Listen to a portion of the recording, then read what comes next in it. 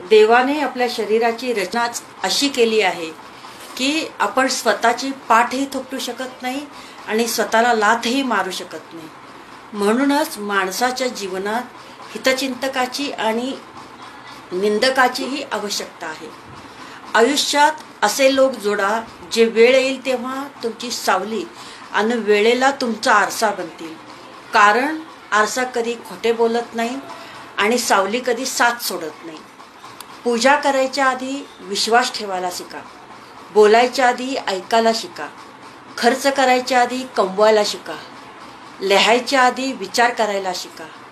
हार मानण्याआधी प्रयत्न करायला शिका आणि मरायच्या आधी जगायला शिका. जीवनात एवढाही चुका करू नका की पेन्सिलीच्या अगोदर रबर संपून जाईल आणि रबराला एवढाही वापरू नका की जीवनाच्या अगोदर कागद फाटून जाईल. जीवन जगताना संगत ही खूप महत्त्वाची आहे. आपलं वय व पैसा यांच्यावर कधीच गर्व करू नका. कारण ज्या गोष्टी मोजल्या जातात त्या नक्कीच संपत असतात. मृत्यूनंतरचं हे कटू सत्य आहे. पत्नी ही दरवाजापर्यंत असते, समाज हा स्मशानापर्यंत असतो आणि पुत्र अग्निदानापर्यंत. फक्त आणि फक्त कर्म मोक्षापर्यंत असते.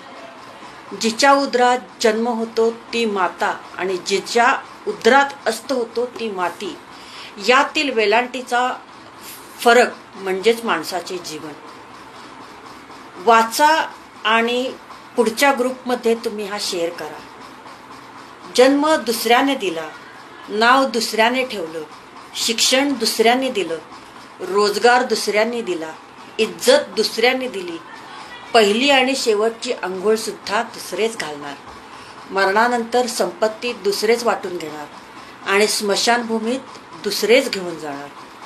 तरी देखील संपूर्ण आयुष्यभर माणसाला कोणत्या गोष्टीचा गर्व असतो हे सांगणे मात्र कठीणच आहे.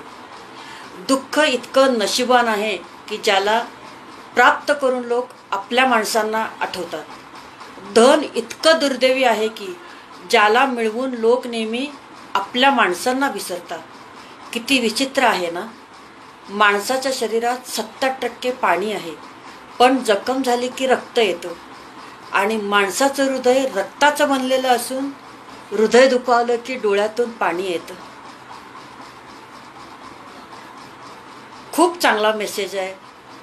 मला जसा आनंद मिळाला तसाच तुम्हाला पण मिळून राहू दे. धन्यवाद.